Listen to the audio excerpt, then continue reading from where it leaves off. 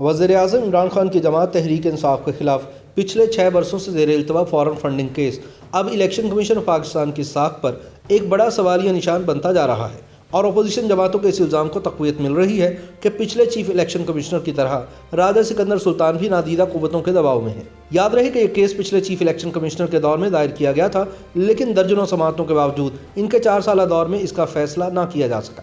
راجہ سکندر سلطان کو بھی chief election commissioner تعینات ہوئے 1 برس ہونے کو ہے، لیکن ان کے دور میں بھی درجنوں سماعتوں کے باوجود یہ تاثر ملتا ہے کہ اس کیس کو بلا وجہ لٹکایا جا رہا ہے۔ پی ڈی ایم اتحاد میں شامل اپوزیشن جماعتوں کا کہنا ہے کہ کسی کو NRO نہیں دوں گا کی گردان کرنے والے عمران خان کو پچھلے 6 برس سے فارن فنڈنگ کیس میں الیکشن کمیشن نے NRO دے رکھا ہے، جو کہ انصاف کے دوہرے معیار اور الیکشن کمیشن پر موجودہ دباؤ کو ظاہر کرتا ہے۔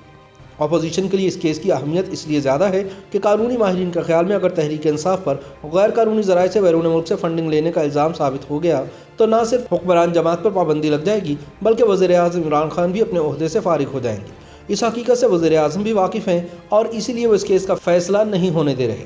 یاد رہے کہ سن 2014 میں پاکستان تحریک انصاف کے منحرف رکن اکبر ایس بابر نے پارٹی کی اندرونی مالی بے ضابطگیوں کے خلاف الیکشن کمیشن میں درخواست دائر کی، جس میں انہوں نے یہ الزام عائد کیا کہ پارٹی کو ممنوعہ ذرائع سے فنڈز موصول ہوئے اور مبینہ طور پر 2 آف شور کمپنیوں کے ذریعے لاکھوں ملین ڈالرز ہنڈی کے ذریعے پارٹی کے بینک اکاؤنٹس میں منتقل کیے گئے۔ انہوں نے یہ بھی الزام عائد کیا کہ تحریک انصاف نے بیرون ملک سے فنڈز اکٹھا کرنے والے بینک اکاؤنٹس کو بھی الیکشن کمیشن سے خفیہ رکھا۔ 14 نومبر سن 2014 کو اکبر ایس بابر نے پارٹی فنڈز میں ہونے والی بے ضابطگیوں اور غیر قانونی اور بیرونی فنڈنگ کے حوالے سے درخواست الیکشن کمیشن میں جمع کرائی، تو جواب میں تحریک انصاف نے الیکشن کمیشن کے سیاسی جماعتوں کے فنڈز کی چھان بین کرنے کے دائرہ اختیار کو چیلنج کیا۔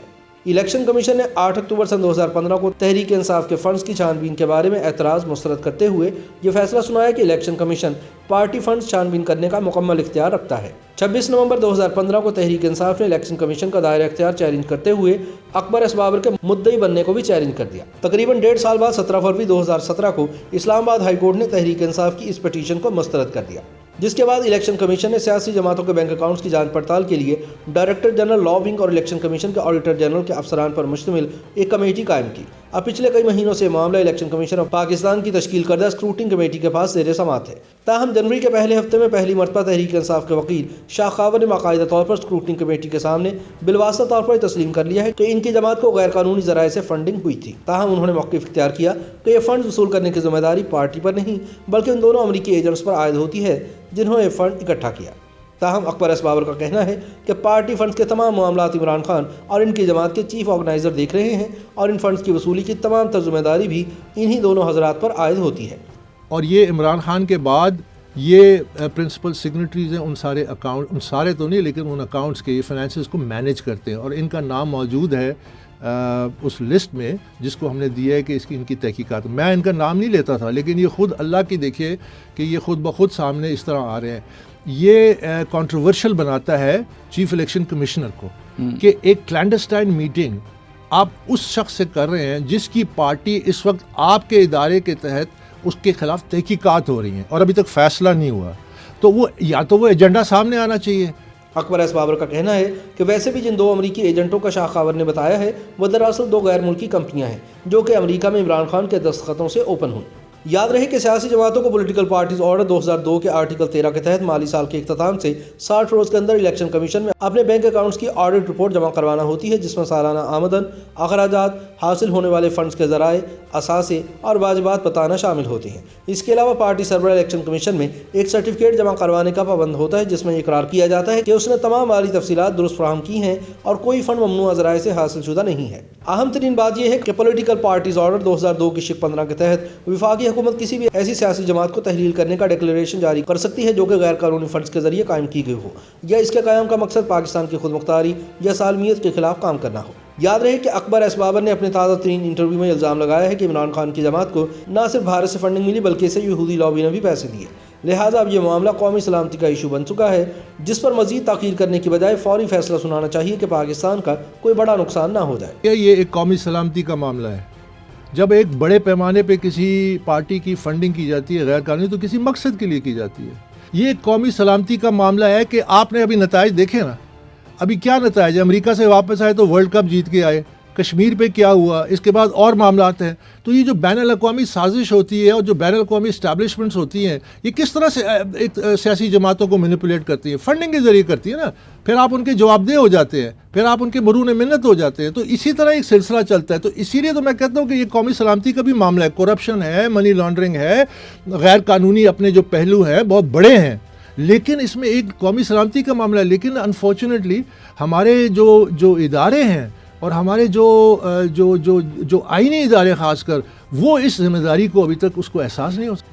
دوسری طرف قانونی ماہرین کا کہنا ہے کہ کسی بھی سیاسی جماعت پر یہ الزام ثابت ہو جائے کہ اسے غیر قانونی طریقے سے فنڈنگ ہوئی ہے تو اس کی تحریر کا نوٹیفیکیشن جاری کر دیا جاتا ہے. قانون کے مطابق ڈکلیریشن جاری ہونے کے 15 روز کے اندر ہی یہ معاملہ سپریم کورٹ بھیجا جاتا ہے. سپریم کورٹ کی جانب سے فیصلہ برقرار رکھنے کی صورت میں پارٹی تحریر قرار دے دی جاتی ہے. قانون کے مطابق سیاسی جماعت تحریر ہونے کی صورت میں اس جماعت کے تمام صوبائی اور وفاقی ارکان پارلیمنٹ کی رکنیت بھی منسوخ ہو جاتی ہے.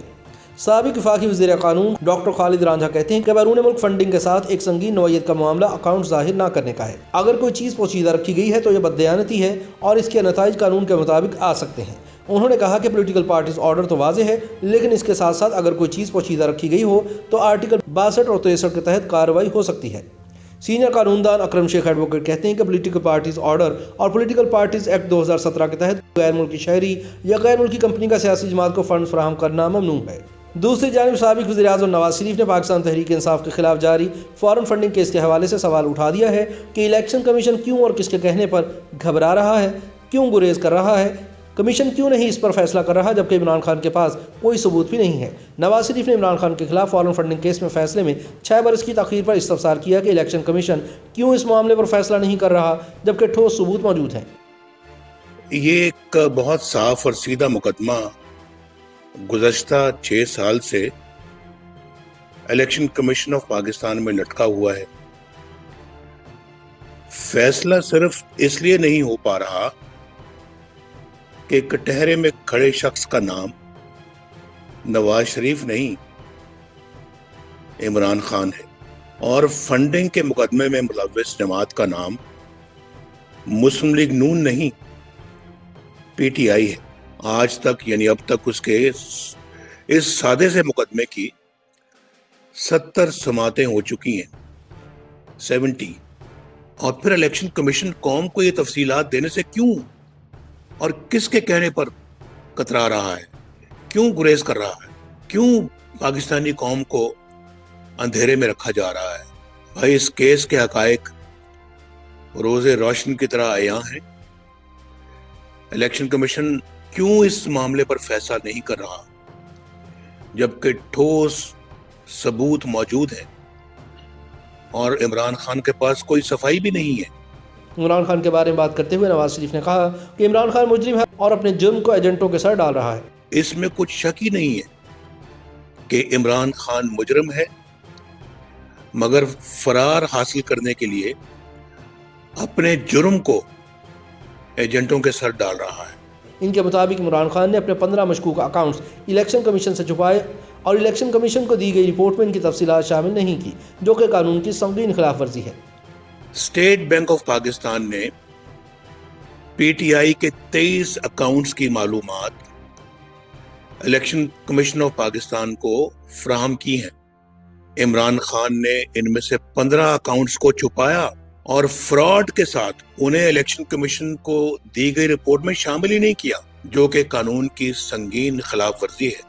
نواز شریف نے پوچھا کہ اس طرح کے مشکوک و غیر شفاف اکاؤنٹس منی لانڈرنگ کے زمرے میں کیا نہیں آتے؟ انہوں نے کہا کہ عمران خان میں شفافیت کا وجود ہی نہیں. ان کے مطابق یہ ایک شرمناک کہانی ہے.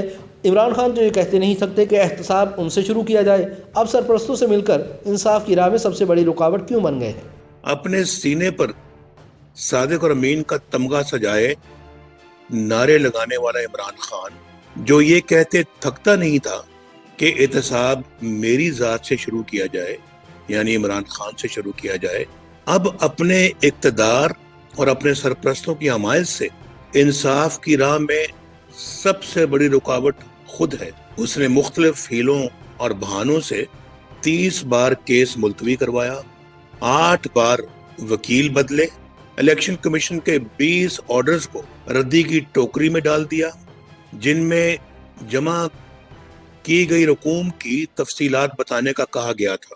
नवाज शरीफ का कहना था कि इमरान खान और तहरीक इंसाफ ने ममनुआ फंड लेकर खा भी लिए और इनसे बंगले ज़मीन और जायदादें बना ली, लिहाजा अब जब ये फॉरेन फंडिंग केस का फैसला रुकवाने की खातिर कभी इलेक्शन कमीशन के खिलाफ सुप्रीम कोर्ट में चले जाते हैं और कभी फंड लेने की जिम्मेदारी अपने एजेंट्स पर डाल देते हैं। नवाज शरीफ ने कहा कि अगर यही केस मेरे खिलाफ दर्ज हुआ होता तो इसका फैसला 6 बरस पहले ही आ चुका होना था, लेकिन पाकिस्तान में इंसाफ के दोहरे मायार हैं और जो लोग और इदारे धांधली के जरिए इमरान खान को बरसर इक़्तिदार लेकर आए हैं वो अब इस केस में इसको बचाने की कोशिश भी कर रहे हैं। YouTube पर गूगली न्यूज देखने के लिए youtube.com की सर्च बार में गूगली न्यूज टीवी टाइप करें। गूगली न्यूज के पेज पर सुर्ख रंग के सब्सक्रिप्शन वाले बटन पर क्लिक करना ना भूलिए। YouTube पेज पर अपलोड होने वाली वीडियोस से बाखबर रहने के लिए बेल आइकन पर क्लिक कीजिए। आपको हर नई वीडियो के बारे में नोटिफिकेशन मौसूल हो जाएगा।